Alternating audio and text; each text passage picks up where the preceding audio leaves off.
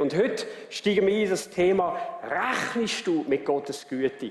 Es geht eigentlich darum, hey, unser Leben im Alltag so zu gestalten, mit dem tiefen, permanenten Rechnen, dass Gott gut ist und es Gott jeden Tag wirklich gut ist. Das Problem ist, denke ich, dass wir können sogar Christen sein, wir können das sogar wissen. Vielleicht wissen wir sogar einen Bibelvers über Gottes Güte. Aber weißt du was? Die Frage ist nicht, was du weißt, sondern die Frage ist, was ist letzten Endes in deinem Herz irgendwo angekommen. Es ist ein riesiger Unterschied, ob du etwas weißt über Gott oder ob du tiefe Überzeugung hast über das, wie Gott ist. Und ich denke, eines von den Problemen, die wir haben, ist, dass wir so eine hektische Gesellschaft sind, dass wir kaum noch zur Ruhe kommen. Haben wir gewusst, dass wir Schweizer das 5. schnellste Internet auf dieser Welt haben? So viele Menschen sind getrieben und gehetzt in unserer Zeit, in unserer Gesellschaft. Ich habe in einer Studie gelesen, dass wir heute etwa eine Stunde weniger schlafen im Schnitt als noch vor 50 Jahren. Und auf der anderen Seite, hey, wir sind ständig auf der Suche nach News. Jemand hat letztes Mal zu mir gesagt, ich habe es so cool gefunden, das Statement, wir sind extrem überinformiert, aber unterorientiert. Und er hat gefunden, der Vers trifft es genau. Wir sind extrem überinformiert. Du hast News all the time. 24 Stunden am Tag prasselt News auf dich rein. Es fehlt uns nicht an News, es fehlt uns an Orientierung. Wirklich in unserem Leben. Und die einen wirklich sind ständig auf der anderen Seite am Arbeiten. Jemand hat einmal gesagt, weißt du, gewisse Jobs, die du hast, du verkaufst deine Seele an deine Firma. Und niemand von uns hört das Wort Workaholic gern, aber du kannst wie ein Alkoholiker abhängig sein, süchtig sein, wirklich nach der Arbeit. Und auf der anderen Seite kennen wir auch die Momente, wo man nachher mal entspannt oder versucht zu entspannen, kommt das Telefon rein und sagt, hey, ich bin gerade mega unter Strom, ich habe mega viel zu tun, kannst du mir schnell helfen? Und kennst du das? Plötzlich ist ein schlechtes Gewissen, der ist am Arbeiten und ich bin am Relaxen. Also ich kenne die Gefühle auf alle Fälle. Der Soziologe Hartmut Rosa in Deutschland hat Folgendes gesagt. Viele meinen, die Gier treibe uns an. Das ist falsch. Es ist die Angst. Wir sind gar nicht getrieben von dem Verlangen, immer höher, immer schneller, immer weiter zu kommen, sondern von der Angst, nicht mehr mitzukommen, abzurutschen, zurückzufallen. Outdated, ein veraltetes Modell in der Gesellschaft sein. Das ist unsere Grundangst, die uns in unserem Leben antreibt. Jemand sagt dir, hast du auch gelesen? Und du musst sagen, keine Ahnung. Du bist von gestern, du fühlst dich von vorgestern. Und das will niemand sein. Und ich glaube, wir alle, wir kennen den Zustand innerlich vom Triebensein, vom Gehetztsein, vom nicht effektiv können entspannen und zur Ruhe kommen. Und ich glaube, das ist ein Grund, warum wir oft an der Güte Gottes vorbeigehen in unserem Leben. Weil wir ruhen gar nicht dort drin, dass Gott wirklich eben gut ist und alles im Griff hat. Bei allen News, die wir haben, mit der Ukraine und mit der Hungersnöten und so weiter. Eine News hat mich über allem fasziniert in den letzten 2 Wochen. Und das war die News vom James Webb-Teleskop. Wir fangen Licht ein. Wir müssen uns das vorstellen. Wo 13,4 Milliarden Lichtjahre entfernt ausgesendet worden ist. Das übersteigt unsere mentale, intellektuelle, also wenigstens meine auf alle Fälle, Kapazität bei weitem. Und wisst ihr, was mich so fasziniert hat? Es sind 2 Statements dort drin.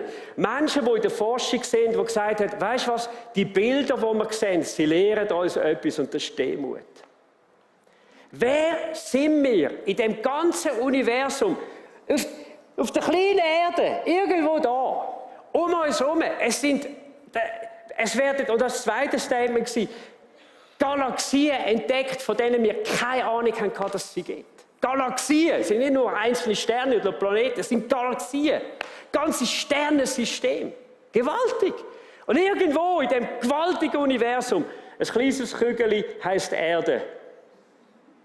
und ein kleines Nobody von 8 Milliarden Kreaturen, die drauf leben. Und weißt du was? Und bis heute, haben wir auf keinem anderen Planeten und keinem anderen von den Sternen oder was auch immer gibt, haben wir irgendwo so etwas wie menschliches Leben entdeckt bis heute. Nie nicht. Und weißt du, was ich das Coole finde? Dass wir nicht nur die Sterne sehen und können jetzt entdecken, sondern du kannst den kennen, der sie gemacht hat. Du kannst den kennen, der das Universum geschaffen hat. Liebe Leute, wenn Gott der Schöpfer ist, wie es heißt in der Bibel, wenn er das Universum gemacht hat mit allen Galaxien, da haben ja die Leute in der Bibel noch nicht einmal eine Ahnung davon, dass es das alles gibt. Wenn der Gott dein Gott ist, why do you worry? Warum bist du denn noch gestresst? Meine Güte, wer hat denn unser Leben letzten Endes im Griff? Okay, gut. Der Text für heute Morgen ist wirklich Gottes Antiserum gegen den Stress und das Eintauchen in die Güte Gottes. Psalm 23. Lasst uns doch aufstehen miteinander. Ich fände es mega cool, wir könnten den zusammen lesen. Der Herr ist mein Hirte. Ich habe alles, was ich brauche. Er lässt mich in grünen Tälern ausruhen. Er führt mich zum frischen Wasser. Er gibt mir Kraft. Er zeigt mir den richtigen Weg um seines Namens willen. Auch wenn ich durch das dunkle Tal des Todes gehe, fürchte ich mich nicht, denn du bist an meiner Seite. Dein Stecken und Stab schützen und trösten mich. Du deckst mir einen Tisch vor den Augen meiner Feinde.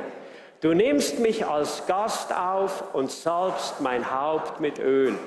Du überschüttest mich mit Segen. Deine Güte und Gnade begleiten mich alle Tage meines Lebens und ich werde für immer im Haus des Herrn wohnen. Amen. Amen. Steht zwar nicht in der Bibel, aber es ist gut. Amen. Gut, dürfen wir wieder Platz nehmen. Hey, ich denke, das ist einer der bekanntesten Psalmen, die es gibt. Und er sagt am Schluss, deine Güte und Gnade begleiten mich alle Tage meines Lebens. 24 Stunden am Tag.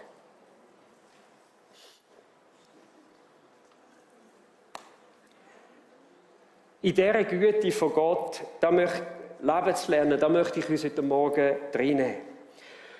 Und schaut, es fängt eigentlich an mit dem ganz entscheidenden ersten Satz in dem Psalm. Und zwar steht dort drin, der Herr ist mein Hirte. Ich habe alles, was ich brauche. Und schaut, das grosse Problem ist, dass wir meistens nur den zweiten Teil von dem Satz vor Augen haben. Ich habe oder ich meine, alles zu bekommen zu müssen, was ich brauche. Schaut, wir werden aber so erzogen. Hey, unsere Eltern trainieren uns von klein auf, dass wir lernen, dass wir Disziplin entwickeln, sie lernen uns dran zu bleiben, sie lernen uns gute Noten zu schreiben, sie geben alles, dass wir irgendwo, ich sage es intellektuell, in der Schule, in den Berufen, wo wir auch drin sind, irgendwo reüssieren. Und wir lernen irgendwo, jeder ist seines Glückes Schmied. Du bist selber verantwortlich, hey, willst du neu mit ankommen, musst dich dafür einsetzen, wer nichts tut, kommt nirgendwo hin und so weiter. Und das ist ohne Zweifel wahr. Wir lernen, wir kommen weiter mit einem gewissen Maß an Disziplin, mit einem gewissen Maß an Gabe in unserem Leben. Das ist gar keine Frage. Aber die Frage ist, wenn das unser Lebensfundament ist, führt uns das zu einem Leben in dem Frieden, in der Ruhe Gottes, in der Erquickung von Gott, führt es uns dort an, wo wir einfach wirklich aus der Güte Gottes lernen, leben. Schaut, David hat etwas gesagt am Anfang, der Herr ist mein Hirte. Und das ist eigentlich der matchentscheidende erste Teil in dem Psalm. Der Herr ist mein Hirte. Ich habe alles, was ich brauche. Der David hat etwas gecheckt. Bei aller Cleverness, bei aller Sozialkompetenz, bei aller Fachkompetenz, die er hatte, als einer von der, ich denke, man kann ihn wirklich bezeichnen als der grösste König, den Israel hatte. Er hat etwas gewusst, es bringt alles nichts. Wenn ich nicht Gott zu meinem Hirt habe, und zwar aus dem ganz einfachen Grund,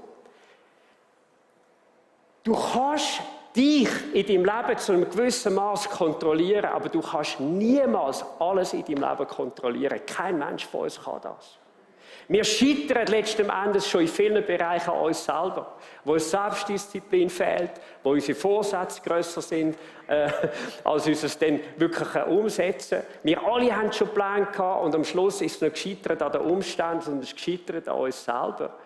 Und wir müssen in unserem Leben irgendwo eine Entscheidung treffen, auf wer setze ich mein Vertrauen. Der David hat gesagt, ich habe eine Entscheidung getroffen, dass Gott, der Schöpfer vom Himmel und von der Erde, dass Jahwe, der Gott, der immer da ist, dass er mein Hirt ist, dass er letzten Endes für mich sorgt, dass er für mein Leben da ist, dass mein Leben in seinen Händen wirklich ruht. Und wisst ihr, das ist eigentlich ein radikal anderes Denken. Entweder vertraust du auf dich selber, auf deine Cleverness, Disziplin, deine Erfahrung, oder du vertraust auf Gott. Ich habe Folgendes festgestellt, du kannst nicht beides machen. Du kannst nur das eine oder das andere machen. Und der David hat gesagt, hey, er ist mein Hirt. Was heisst denn das? Was macht denn ein Hirt? Hey, das bedeutet, er ist mein Versorger. Ich habe alles, was ich brauche. Was ich letzten Endes brauche in meinem Leben, gibt mir nicht mein Arbeitgeber, gibt mir auch nicht die AHV oder meine Pensionskasse, auch nicht die Börse, gibt mir Gott. Ich bekomme es von ihm. Er ist mein Versorger. Ein radikales Umdenken. Ich muss an meinem Glück nicht hinterherrennen, weil was macht denn hier? Er geht den Schöpfer aus. Er führt mich zum Glück. Wir reden darüber, dass Gott ein guter Gott ist. Und weißt du was? Seine Pläne für uns sind gut. Er geht dir voran, um dich in gute Wege, in gute Situationen in deinem Leben zu führen. Er geht dir voran. Aber die Frage ist, vertraust du ihm wirklich? Ist er dein Hirt? Und weißt du was? Ich glaube, vielleicht ist die wichtigste Frage für dich heute Morgen, kann ich heute Morgen mal loslassen? Kann ich loslassen? An meinem Festheben am Leben, an meinem ich muss es möglich machen, das. Kann ich loslassen und sagen, hey, ich lasse mich von dem guten Hirt wirklich tragen, ich lasse mich von dem guten Hirt wirklich führen. Und er sagt, hey, wenn das passiert, dann lässt er mich in grünen Tälern ausruhen, er führt mich zum frischen Wasser, er gibt mir Kraft. Weißt du, wenn das passiert, kannst du auch in deinem Business, auch wenn du mega unter Druck bist, du findest Momente von der Ruhe, weil du weißt, letzten Endes, der Chef von meinem Business bin nicht ich. Das ist Gott. Er hat es letzten Endes im Griff.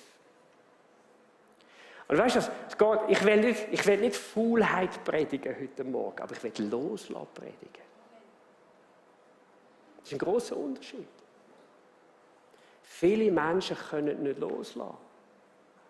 Letzte Woche im Fitnesscenter habe ich mit der Fitnesstrainerin geredet und sie sagt, Matthias, 2 Wochen in der Ferien war, es war Horror. Ich bin froh, ich bin wieder im Alltag, wo es normal läuft. Ich denke, wow. Und weißt du, und dann, der David sagt, er führt mich zum frischen Wasser. Er lässt mich ausruhen. Relax, relax. Ich weiß nicht, was du für ein Bild hast von Gott, aber Gott ist auch ein Gott, der sagt, relax, chill's, Mann. Chill mal. Relax, und zwar einfach aus dem Wissen heraus, du hast einen mächtigen, gewaltigen, starken Hirt, der alles im Griff hat. Ist das dein Gott? Und weißt du was, dann kannst du etwas machen, dann kannst du ihm die Führung von deinem Leben übergeben. Er sagt, er zeigt mir den rechten Weg um seines Namens willen. Weißt du, kannst ihm die Führung übergeben. Du kannst ihm vertrauen. Der Teufel will uns immer zeigen und etwas weiss machen in unserem Leben. Du musst dich selber führen. Du musst spüren, was dir gut tut. Du musst spüren, was du brauchst. Du musst spüren, welchen Weg du sollst gehen. Und weißt du, der sagt, Gott ist mein Hirt, der sagt, ich weiss, Gott führt mich. Ich weiss, Gott führt mich. Hey, ich schaue zurück in mein persönliches Leben und ich muss sagen, ich glaube, das meiste, was wirklich entscheidend war, habe ich nicht selber gesucht, sondern ist an mich herangekommen. Das meiste, was wirklich in meinem Leben wichtig war, das hat Gott initiiert. Nicht ich selber. Und schau, Gott, glaub mir, weil Gott ein guter Gott ist und weil er dich in seinen guten Weg will leiten. Glaub mir, er hat eigentlich einen idealen Plan für dein Leben und für deine Zukunft. Und wenn du kannst loslassen, wenn du kannst vertrauen, dass er dich führt, ich kann dir eines sagen, du wirst den richtigen Weg finden in deinem Leben. Du wirst das mit Gott können tun und können erleben, hey, was er geplant hat für dich. Und glaub mir, es ist eine Kategorie besser als deine eigenen Pläne. Ich kann mich noch so gut erinnern an das eine Gespräch. Und ich denke, dass Gott eben auch manchmal macht, so prophetisch. Das heisst, von Gott her redet durch Menschen zu uns. Was darum gegangen ist, der grosse Entscheid, soll ich überhaupt eine Bibelschule machen und wenn, was für eine? Und ich kann mich so gut erinnern, da erzählt ein Missionar einfach so, ja, wir schicken alle unsere Leute an eine englisch sprechende Bibelschule. Und ich bin so dort und ich denke, und in dem Moment weiss ich, der erzählt das nicht einfach, er hat zwar keine Ahnung, aber das war Gottes Satz für die nächste Etappe in meinem Leben. Und es hat die nächsten 5 bis der Meister dort ist, ich glaube 12 Jahre in meinem Leben, hat das bestimmt. Aber ich hatte keine Ahnung davon. Aber ich habe gewusst, weißt du, mein Leben ist in Gottes Hand. Gott, du musst mir die Impulse geben, die ich brauche. Und glaub mir, Gott gibt dir die Impulse. Sei das durch Menschen, durch Situationen, sei das in dein eigenes Herz, wo du spürst, das ist es, was Gott will von meinem Leben. Und dann gehst du. Du kannst es gut noch besprechen mit Menschen, betest darüber. Aber es gibt so Momente in unserem Leben, glaub mir daran, entscheidende Weichenstellungen, wo du spürst, das ist es, was Gott will. Aber weißt du, das wirst du nur erleben, wenn du relaxed bist in Gott. Das wird nur entstehen, wenn du glaubst in deinem Alltag, Gott ist ein guter Gott. Und ich kann dir sagen, es ist so etwas Schönes. Und ich habe es ja dann noch nicht gewusst, aber ich weiß auch nicht, ich habe mittlerweile x 100 Mal auf Englisch müssen predigen. Und ich bin Gott so dankbar bis heute. Einfach einmal mehr. Und Geschichten, ich denke, viele von uns könnten so Geschichten erzählen. Über die Führung von Gott. Wenn wir ihm die Führung übergeben. Wenn wir sagen, vielleicht auch, ich weiss nicht wie weiter, aber du bist mein Hirt. Ich weiss, du führst mich. Und weißt du, was das nachher heisst? Nicht einfach so, sondern um deines Namens willen. Und weißt du, das habe ich lange Zeit nicht verstanden. Was heisst denn das? Um seines Namens willen. Ich mag dich jetzt vielleicht ein bisschen schockieren mit dieser Aussage. Aber Gottes grösstes Ziel ist seine eigene Ehre. Das ist nicht egoistisch. Ich werde das zu einem anderen Zeitpunkt mal in einer anderen Predigt ausführen. Aber Gottes grösstes Ziel ist seine eigene Ehre. Für uns klingt das sehr egoistisch. Aber weißt du, es gibt nichts anderes, wo dies und mein Leben mehr positiv verändert, als wenn das bei uns im Leben klickt. Was ich bin in meinem ganzen Leben, ist eigentlich dazu da, um Ehre Gott zu bringen. Du kannst qualitativ nur das beste Leben erfahren, wenn du zur Ehre von Gott lebst. Es sind ein paar vielleicht herausfordernde Statements heute Morgen, aber sie gelten. Und ich werde dir schnell sagen, bei diesem Vers, warum. Schau, Gott kämpft um die Ehre von seinem Namen. Warum? Weil er nicht will, dass sein Name oder was er ist, falsch repräsentiert wird auf dieser Welt.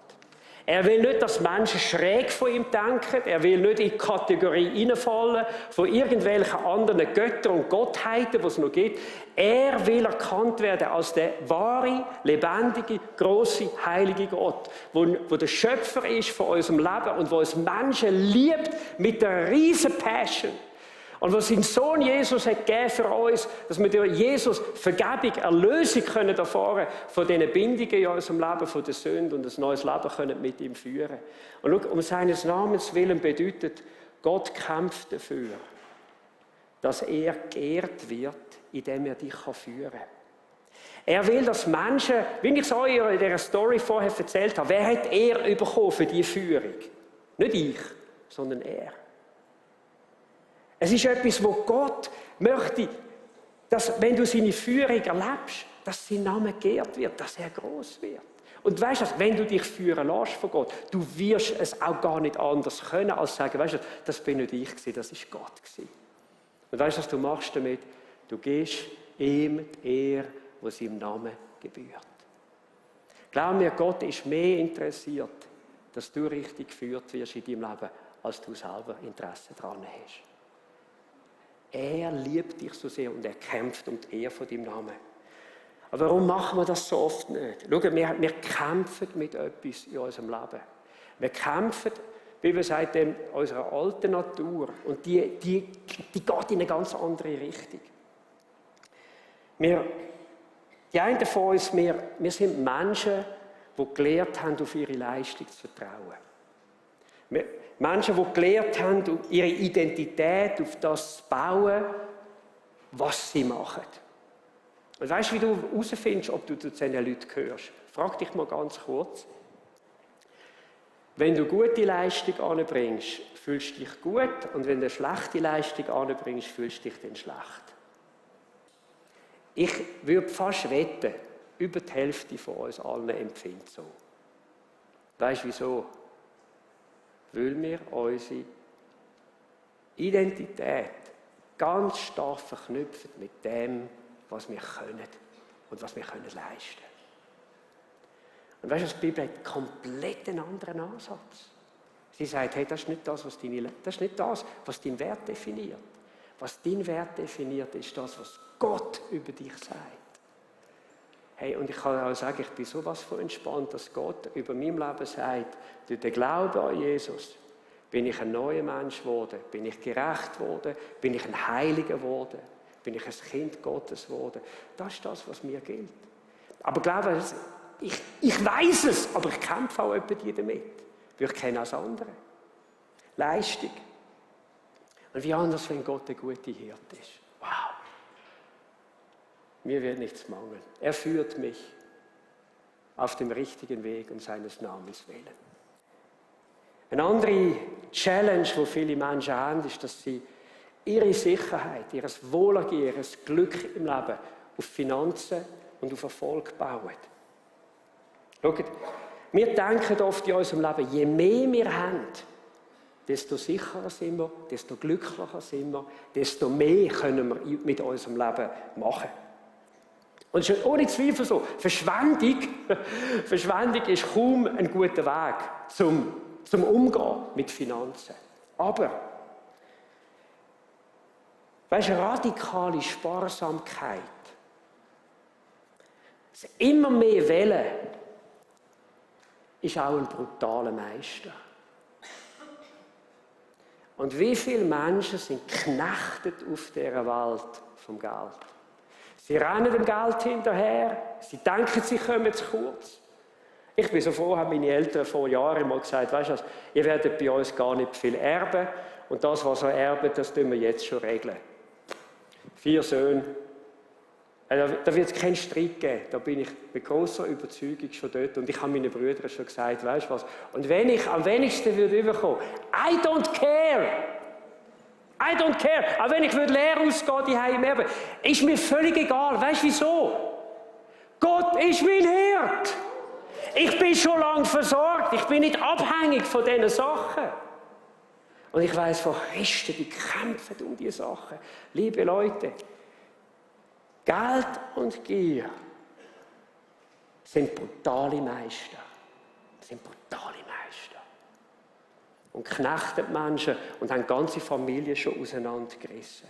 Hey, ich will dich fragen, für einen Moment, einfach so, für einen Moment innehalten zum Gebet. Wer ist der Hirt von deinem Leben? Komm, wir schließen kurz die Augen. Und dann gehe ich in den Abschluss. Wer ist der Hirt von deinem Leben? Wer leitet dich? Wer ist das Züngli an der Waage? Wer entscheidet letzten Endes in deinem Leben? In deinem Beruf, in deinen Beziehungen? Bist es du? Sind es andere Menschen? Oder ist es der lebendige Gott?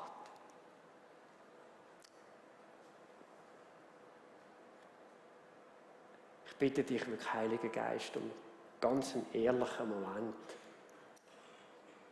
in unserem Herzen heute Morgen. Ganz einen ehrlichen Moment vor dir.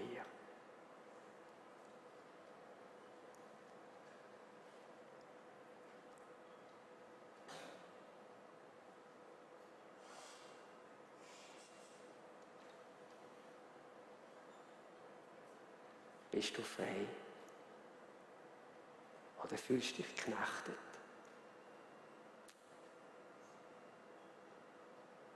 Bist du entspannt in Gott? Oder unter Stress?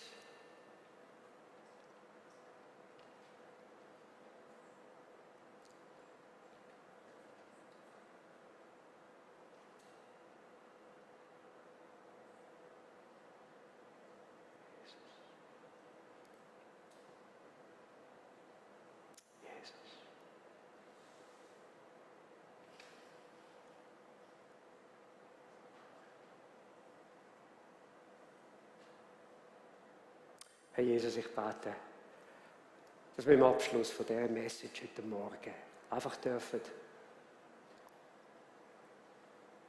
dieses Wort nicht nur als eine Empfehlung nehmen, sondern als dieses Programm für Leben und Lebensqualität für uns. Amen.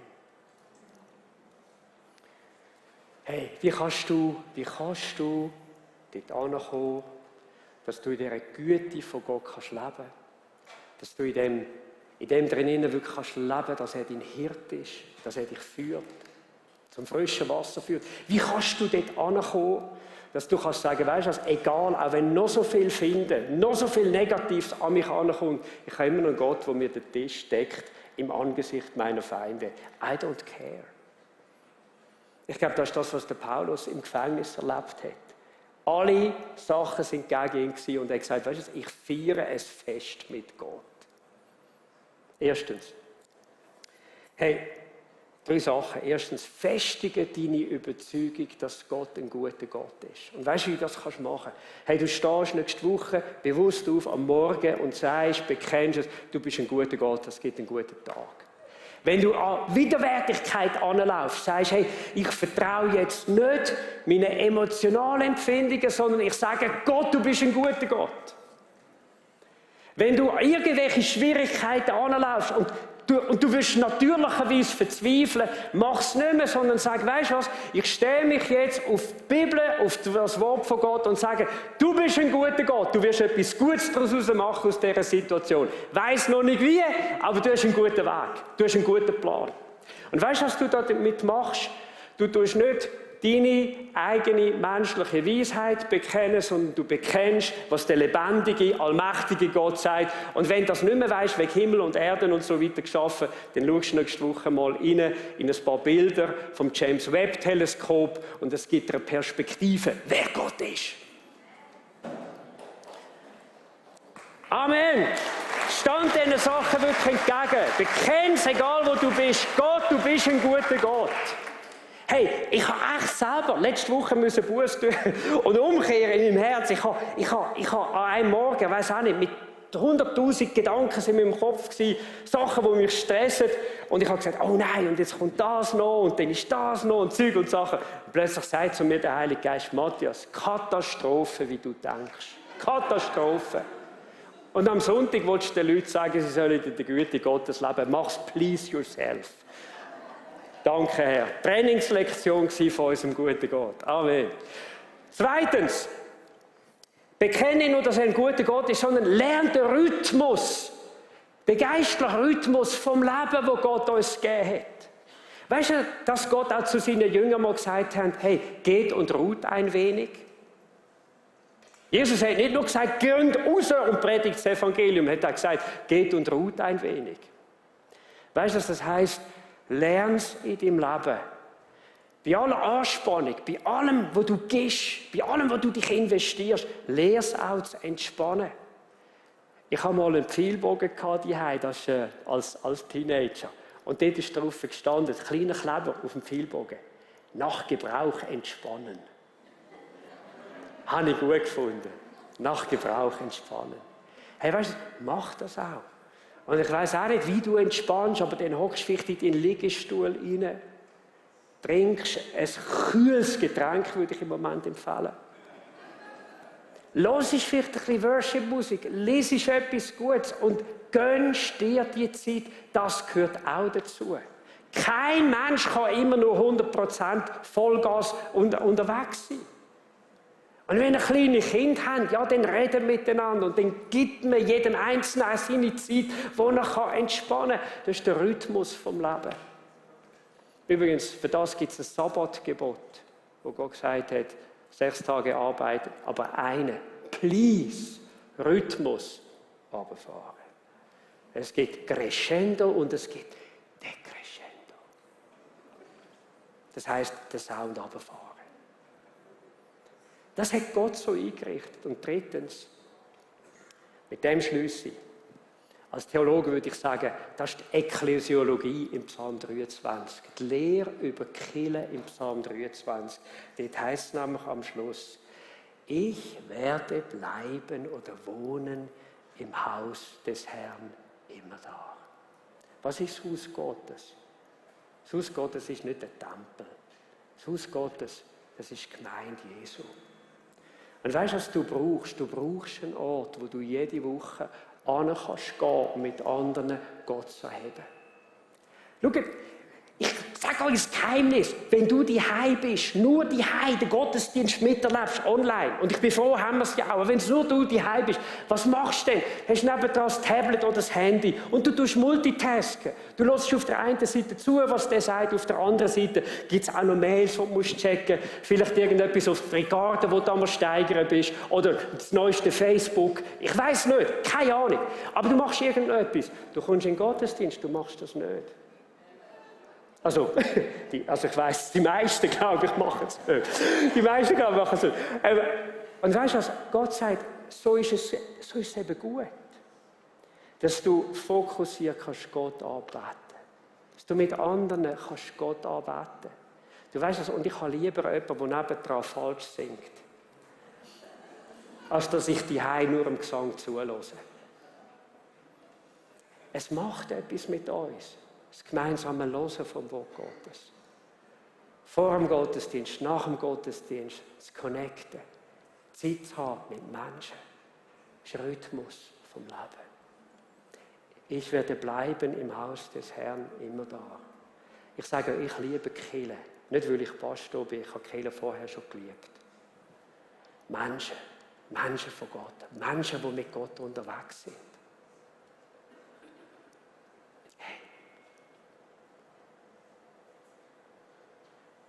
Was sagt er? Güte und Gnade, deine Güte und Gnade begleiten mich alle Tage meines Lebens. Sind immer dabei. Du kannst gehen, wo du hin willst. Kommt immer mit, immer dabei. Gottes Güte und Gnade. Du kannst so schnell laufen, wie du willst, so langsam sein. Sie werden immer dabei sein. Immer dabei sein. Hey, und ich finde, das ist Leben. Das ist Lebensqualität. Das ist eine Freude, so zu leben. Lasst uns doch aufstehen miteinander. Vater im Himmel, wir kommen heute Morgen wirklich im Gebet zu dir, einem guten Hirt. Und Jesus, du hast gesagt, du bist der gute Hirt. Du hast gesagt, meine Schafe hören meine Stimme und sie folgen mir. Und heute Morgen wollen wir wirklich ganz bewusst auf die feine Stimme hören in unserem Herzen, wo du zu uns redest. Und wir möchten heute Morgen wirklich Zeit uns nehmen und im Gebet noch nicht wegrennen, sondern Sachen heute Morgen festmachen in deiner Gegenwart. Sachen verankern. Sachen auch miteinander irgendwo vor deinen Thron bringen. Deine Hilfe in Anspruch nehmen. Heute Morgen nicht wegrennen, sondern bleiben und deinen Dienst wirklich erfahren.